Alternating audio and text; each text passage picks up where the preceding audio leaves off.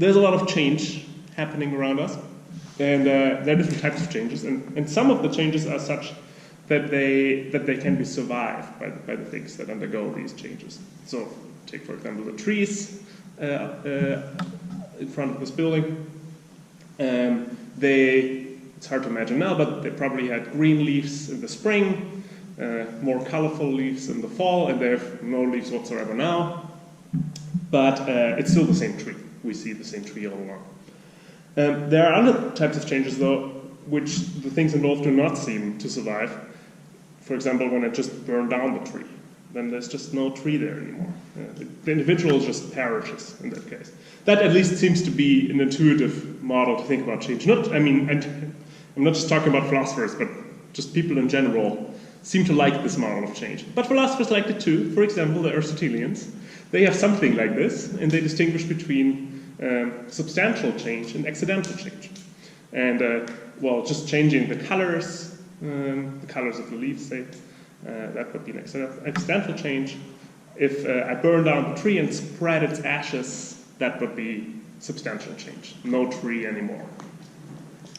This answer is so intuitive, it seems, that even philosophers who are very critical of the Aristotelian tradition, someone like Descartes, for example, they still like this part. So they still have some sort of account of change that goes roughly like this. I brought a quote which I didn't put on the handout, but that's a quote from Descartes. And Descartes says, a simple alteration is a process which does not change the form of a subject, such as the heating of the wood. Whereas generation is a process which changes the form, such as setting fire to the wood. By accident, the same example I just used. And you can see that it's not just in the terminology, but also in the content. This sounds more Aristotelian than what we are maybe used to when we read Descartes. So that kind of survives a lot of the upheaval in the early modern period. Our author, though, Anne Conway, she is not willing to make such compromises. She does not like this account of change, and this becomes clear in a number of passages, and I put one of them just on the top of the handout, just that you get a sense of what this talk is going to be about. And I call the thesis she endorses, I call this radical mutability. And you find a quote on the top of the handout. The quote is from the last chapter of her one surviving work, The Principles, and she writes, there are transmutations of all creatures from one species to another, as from stone to earth, from earth to grass, from grass to sheep, from sheep to human flesh to the lowest spirits of man, and from these to the noblest spirits. So what's the claim here? I call that radical mutability. Conway thinks, that individual creatures can change to a much more drastic degree than we intuitively tend to think. So one and the same creature can be a horse at one point and a human being at another point in time. So that's an Aristotelian would say, well, that's a change of species, and individuals just cannot survive such a thing because their essence is determined by species membership. And Conway doesn't seem to agree with that. She seems to think that, things can change much, much more radically than we are typically willing to grant. Now, what I want to do is I want to concentrate on two arguments Conway develops against the Aristotelian conception of species. Both are from the Principles, and they are both somewhat surprising. So the first argument is roughly, she wants to say that the Aristotelian conception cannot account for causal interaction between creatures with distinct essences. So she says that basically Aristotelians are committed to saying that humans and horses cannot causally interact, which sounds very surprising, and it's not at all clear how such an argument could go. So that's one argument. And the second argument she has, it's maybe a little more intuitive. She thinks that the species conception the Aristotelians have, that this would impose arbitrary limits on creatures' changeability or mutability, and that this in turn would be incompatible with divine goodness. So she thinks that ultimately this constant creation and annihilation of individual substances that the Aristotelians have, that this is at odds with God's goodness. It's also, of course, a very, very strong claim, but maybe one can see a little better how you could envision such an argument than in the first case. Anyways, here's a plan. The talk has 4 sections. You find them on the handout. In the first one, I just lay out, with very, very broad terms, Conway's Ontology, just because, well, she's not a super well-known author, so I thought I'd need to do a little more work to just give you the framework she operates in, which is very unusual. Then in the second section, I'm going to have a few things to say about her conception of creatures, and I'm also going to introduce this doctrine of radical mutability in some more detail. And then sections 3 and 4 discuss the 2 arguments I just mentioned. So section 3 is about what I call the argument from interaction, and section 4 of what I call the argument from perfection. So in these 2 sections, I just developed the arguments. So that's the real core part of the paper. And so sections 1 and 2 are more kind of prep. Okay, so let's start with Conway's metaphysics. So her ontology is somewhat peculiar and really interesting, but I'll be really brief and only mention the most important things that we need to know for what follows. So for her, there are 3 types of being, or she also calls them species, and that's God, Christ, and creatures. These are the 3 kinds. And, well, that there's God and that there are creatures is perhaps unsurprising for a 17th century author, but that Christ plays a special ontological role, that's, of course, a little strange. Well, here's how the differences between these 3 kinds of beings are spelled out. So the idea is that it tracks mutability. So God, the first category, is eternal and utterly immutable. God cannot change at all. Christ stands in the middle position, and Christ is partly mutable and partly not. So how can this be? Well, the idea is Christ can become better and increase in perfection, but Christ cannot become worse. So it's kind of unidirectional. And creatures, so stuff like us and the trees and the tables, they are completely mutable. So they can increase and decrease in perfection. So we as creatures, we can become better than we are now, but we can also become worse. I mean, ultimately, Conway seems to think that everything is gonna get better and better. But there's a lot of room for some back and forth there. So and creatures certainly can decrease in perfection, at least for some time. Now here's a quote, that is quote A on the handout, where she lays out her ontology. She says, there are 3 kinds of being. The first is altogether immutable. The second can only change toward the good, so that which is good by its very nature can become better. The third kind is that which, although it was good by its very nature, is nevertheless able to change from good to good, as well as from good to evil. So this is contains just what I just said. Now, of course, you may wonder, well, you have these 3 types of entities. What is their relation? How are these 3 types of entities related? And here's where Conway's strong Neoplatonic background becomes relevant. It's one of emanation. Comes clear in quote B. There she writes, God is the infinite fountain and ocean of goodness, charity, and bounty. In what way is it possible for that fountain not to flow perpetually and to send forth living waters? For will not that ocean overflow in its perpetual emanation and continual flux for the production of creatures? So the idea is God emanates Christ, and Christ emanates being to creatures.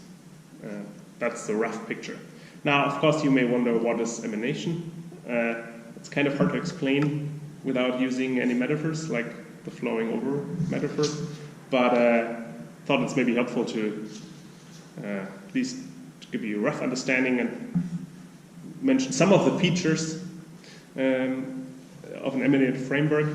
So the idea seems to be that if A emanates being to B, then A produces B out of itself or out of its own nature. And during this process, it does not lose any of its being. That's important too. So emanation is an asymmetrical, irreflexive, and probably also transitive relation, at least for Conway. Transitivity might be a matter of debate. Also the things which do the emanating are usually thought to be more perfect than the things that are emanated. These are all, I'm not claiming to capture all important features of emanation. These are just some necessary features. There might be more. It's also clear that, well, if I cut off my arm, well, that's not emanation. Because I certainly become less perfect when I cut off my arm. Now, why Christ? Why is Christ in the picture? The rough idea, and that's a very prominent idea in the principles, is that Conway says, well, we need Christ because there must be a mediator between God and creatures, and that God and creatures are just too dissimilar. There needs to be some mediating element. That's the idea. And well, that's reflected in quote C on the handout, where she writes, as proof of this, namely the existence of Christ as a mediator, the following things must be considered. First, the nature or essence of God, the highest being. Second, the nature and essence of the creatures, which are so unlike each other that the nature of this mediator will become immediately apparent to us. So there's not very much of an argument in this passage. She just seems to think it's almost self-evident that such a mediator is required. I have no idea how convincing this argument is and how one should best reconstruct it, but that's not my business today. So let's just go with this tripartite ontology as Conway lays it out. So there's God, Christ, and creatures, and God is eternal and immutable. Christ is mutable but can only become better, and creatures are totally mutable. They can increase and decrease in perfection. That's just the picture, as strange as it may be. So let's turn to the third layer of the picture, the creatures. That's section 2. So let's ignore God and Christ for a while. And well, as I've suggested already at the beginning, Conway makes some very strong and surprising claims about creatures. And in particular, she says that any type of creature can change into any other type of creature. So a horse, for example, can become a tree or a human or whatever you can think of. The only thing the horse cannot become is Christ and God, but everything else goes. So very liberal. Just to give you at least some of the textual evidence for this is quote D on the handout. That's from chapter 6 of the Principles, which is actually the chapter I'm going to focus on. So most of the stuff I'm dealing with is from this chapter. Not everything, but the main arguments and questions are showing up in this chapter. So here's a quote. Conway says, there are many species which are commonly said to differ, but nevertheless are not different from each other in substance or essence, but only in certain modes or attributes. And when these modes or attributes change, the thing itself is said to have changed its species. But indeed, it is not the essence or entity itself, but only its modes of being, which thus changes. End quote. So, what Conway says here, that all creatures are of the same essence. With this these three elements in her ontology, that's maybe not so surprising. She still seems to think that it makes sense to speak about horses and humans and so on, of them as species. But she labels them subordinate species. So these are not the real kind of joint carving species of the universe, in the sense that they constitute the fundamental structure of reality. So that's a strong difference to the Aristotelian picture. I mean, the species boundaries are joint carving boundaries for the Aristotelians, whereas for Conway, they are not. She's maybe almost some sort of constructivist about these boundaries. Sometimes she says things like that they are really only in our minds, and stuff like that. Well, anyways. Because these subordinate species do not track essential properties, her claim of radical mutability is motivated this way. So I can turn into something very different and yet retain the same individual and do not change my essence in this process. So that's clear in quote E. She says, I ask whether the species of horse possesses such infinite perfection that a horse can always become better and better to infinity, yet always remain a horse. Oh, even in the handout. Here we go. For example, a horse approaches the species of human being in many ways more than other creatures. Is human nature therefore infinitely different from the nature of a horse, or only finitely? If this distance is finite, the horse will surely change eventually into a human being.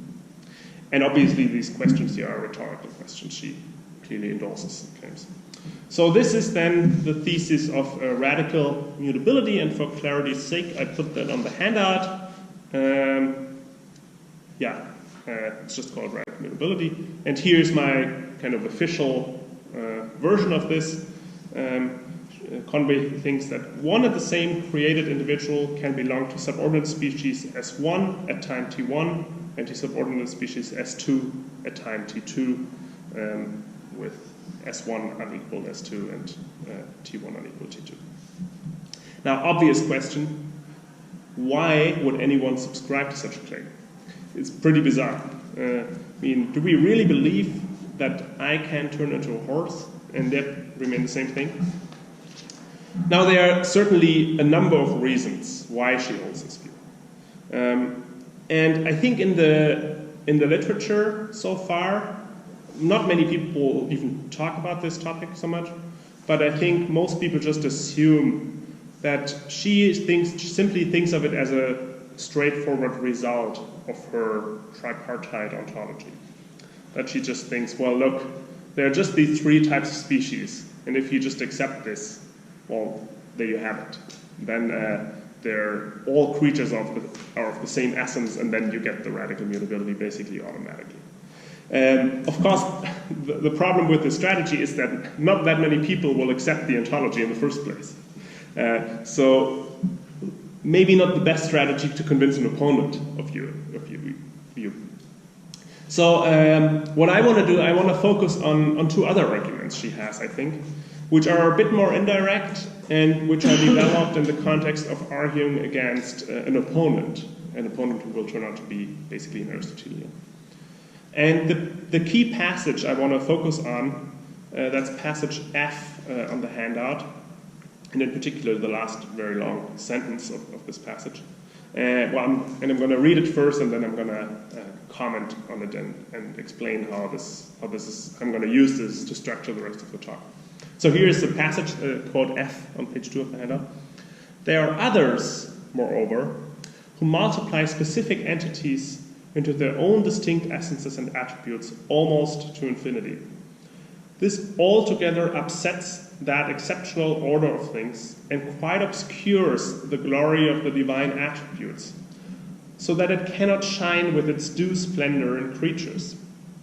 For if a creature were entirely limited by its own individuality and totally constrained and confined within the very narrow boundaries of its own species, to the point that there was no mediator through which one creature could change into another, then no creature could attain further perfection and greater participation in divine goodness, nor could creatures act and react upon each other in different ways. So that's the passage, and in particular what's in the bold font, that's going to be of importance. So who is the target here? Well, probably plenty of philosophical sects, but certainly one of them is the Aristotelian one, because they fit the description pretty neatly. So these others who multiply specific entities into their own distinct essences and attributes. well, Aristotelians from Conway's point of view certainly do that. There are a lot of different species with different essences in the universe for the Aristotelians. So I think it's pretty clear that Aristotelians are at least partly the target here. Now, anyways, at a minimum, an Aristotelian would deny that all creatures share the same essence, obviously. And of course, they would also deny the claim of radical mutability. Now, what's much trickier to understand is how exactly these two arguments, which Conway only alludes to here, are to be understood. And explaining this, that's going to be the main task of the rest of the talk. So if you look at the passage in the bold, I'm going to start with the very last phrase, nor could creatures act and react upon each other in different ways. So the idea here is, well, we are missing the antecedent of the conditional now, but well, the antecedent was something like, if there were creatures with distinct essences, well then they couldn't causally interact. That's a very strong claim, and one may wonder why Conway makes this claim. So that was actually, for me, that was a starting point to write the paper. And then, well, in the phrase before, she says that on this Aristotelian conception, no creature could attain further perfection and greater participation in divine goodness. So here's the claim that the Aristotelian conception of essences and species and change conflicts with God's goodness. Also a very surprising claim. And the goal is to understand and disentangle this just a little bit. So let's start with what for me, in my order of thinking, is the first argument, but as a matter of fact, that's the last one, with what I call the argument from interaction. So the question is, why is it impossible for creatures with different essences to causally interact? And I just put some key ideas on the handout, which I think are important for understanding this. This is not quite an argument. These are just some key ideas. And then I'm going to just read these first, and then we go through some of the quotes, and we'll try to reconstruct Conway's line of thought a little better. So the key ideas are, well, first, that causes and effects need to be similar to each other. That's actually not an unusual assumption in the 17th century. It's pretty typical.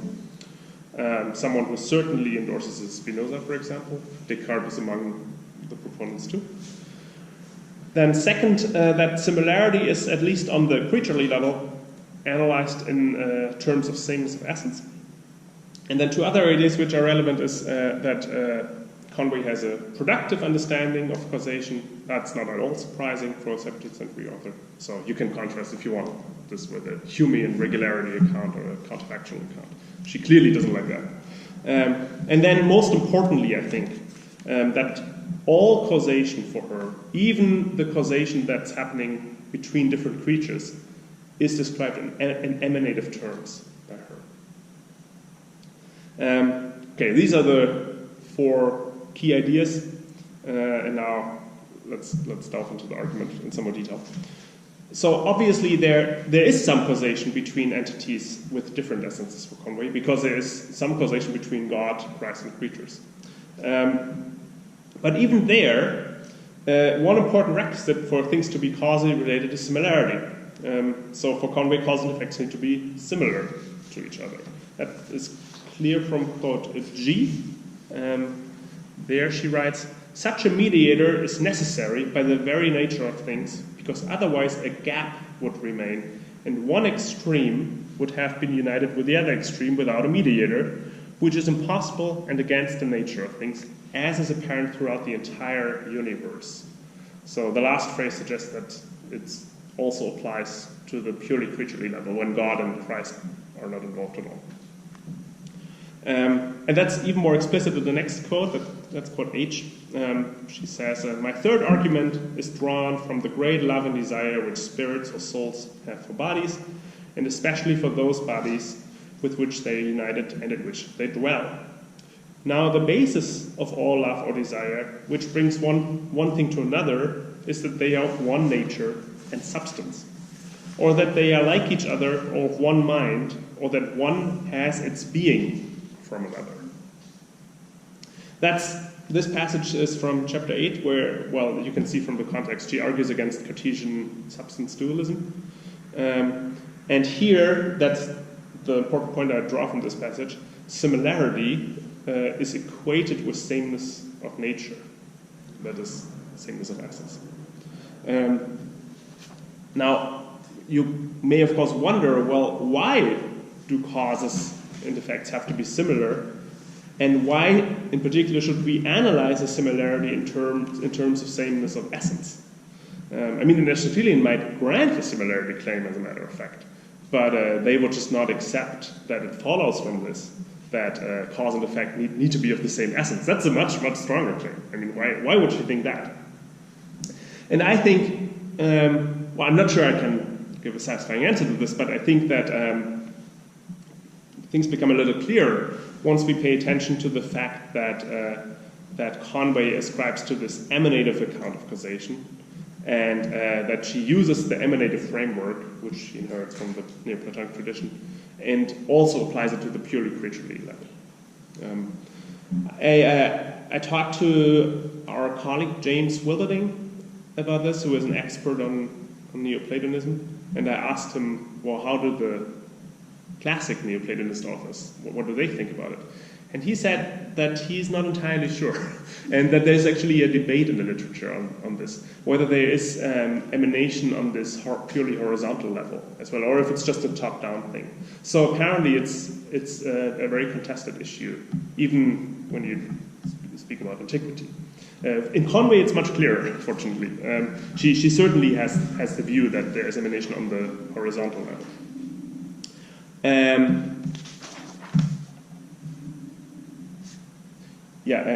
Quote, I'm just gonna skip this, and I'm gonna go on to the quotes J and K.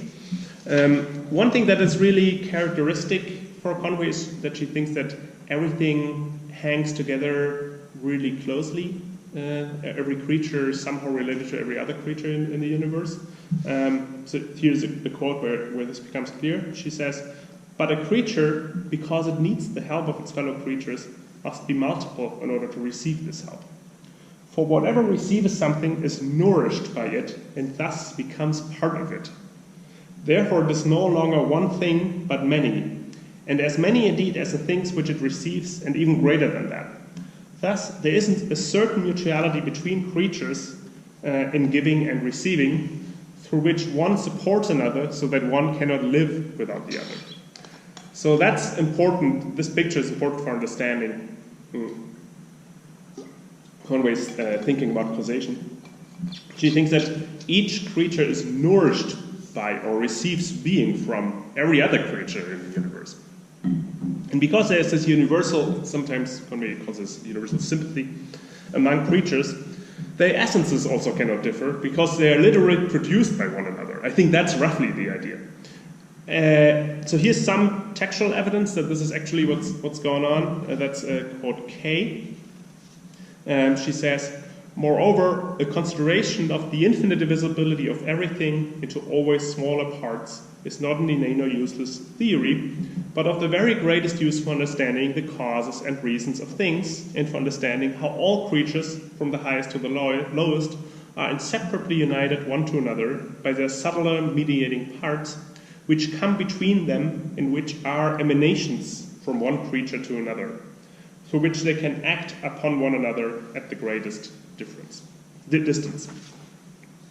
So this makes clear that she analyzes all of causation in emanative terms, including creaturely causation. So not just, apparently she thinks about emanation not just in these top-down terms, which we might be used to, that, well, I mean, it's of course a Christian version of the emanative picture, so there's God who's overflowing, and then in this case emanates being to Christ, who then in turn emanates being to all the other creatures. That's clearly a top-down picture. She also seems to think of emanation in these horizontal terms, that when we causally interact, that these are emanative processes too. Unlike in the God or Christ case, this emanation of causes is not unidirectional, but it goes in both directions. So, but if each thing is permanently nourished by all other things and receives its being from the other things, then it makes a lot of sense to think that all things must share the same essence. Because each thing receives its being from all the other things. And it can only do that if it's of the same essence. So that seems to be the rough idea behind the claim. So, well, I'm not sure I managed to present a convincing argument against the Aristotelian conception of change or against the Aristotelian account of causation. But all I hope to have done is that to lay open some of the motivations behind Conway's really odd-sounding claim. I mean, it sounds so odd to say that Aristotelians just cannot account for causal interaction between creatures of distinct essences. And I think once you have this emanative horizontal picture in mind, it makes more sense, at least. You can kind of see where Conway is coming from. Anyways, let's turn to the next argument. That's section 4. And I call this the argument from perfection. And I'm going to be much more brief now.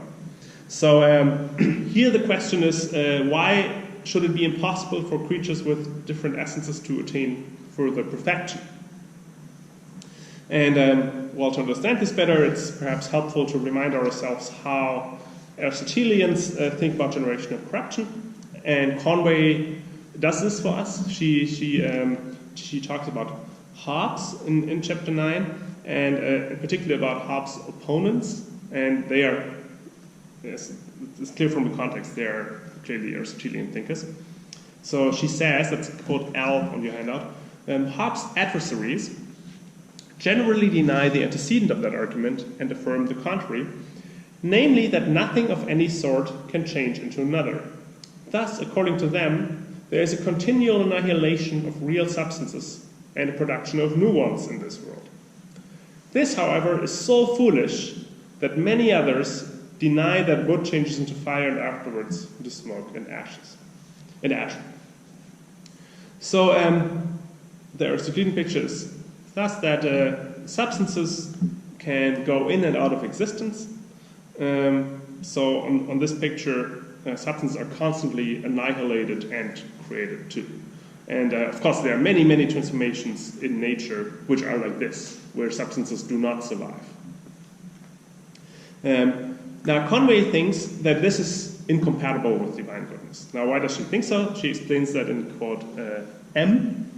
That's the last quote on the handout. She says, "For if the earth assumes another form and produces no more vegetation, then horses and similar animals will cease to be as they were before. Since they would not have their proper nourishment, they could not remain the same species. Nevertheless, they will not be annihilated, as it is easy to conclude, for how can anything be annihilated since the goodness of God towards his creatures always remains the same, and since the preservation of or continuation of his creatures is a constant act of creation." So the thought seems to be that if nothing can be annihilated, well then the strict species boundaries the Aristotelians posit must be abandoned. Because the thought seems to be the earth could change drastically. And it could be such that there are no horses anymore. That just the existent species are just go extinct, for example. Nonetheless, since annihilation is impossible, well, the same individuals must still be around. So they must have turned into something else. And again, you arrive at the claim of radical mutability. So the picture is clearly that, well, there are much more radical transformations than we're usually willing to grant. Now, Conway also holds that the universe as a whole, and ultimately also every single individual in the universe, is increasing in perfection to infinity. And this seems to be in conflict too with the strict species boundaries, because her thought seems to be that if there were these species boundaries, then the individuals would be kind of trapped, and they they would just bump into a wall at some point and couldn't become better. So a horse, for example, may only become so intelligent, and when it increases further, it's just not a horse anymore. That seems to be her thought. And if these species boundaries were really metaphysically robust, then that just would put arbitrary limits on creatures' changeability and mutability. And Conway just doesn't want to accept that. Because why would God do something so arbitrary? Why would God impose such arbitrary limits on your capacity to improve? Why would God do that? That seems to be the idea. So this arbitrariness of the traditional species boundary, that seems to play a role too in Conway's thinking.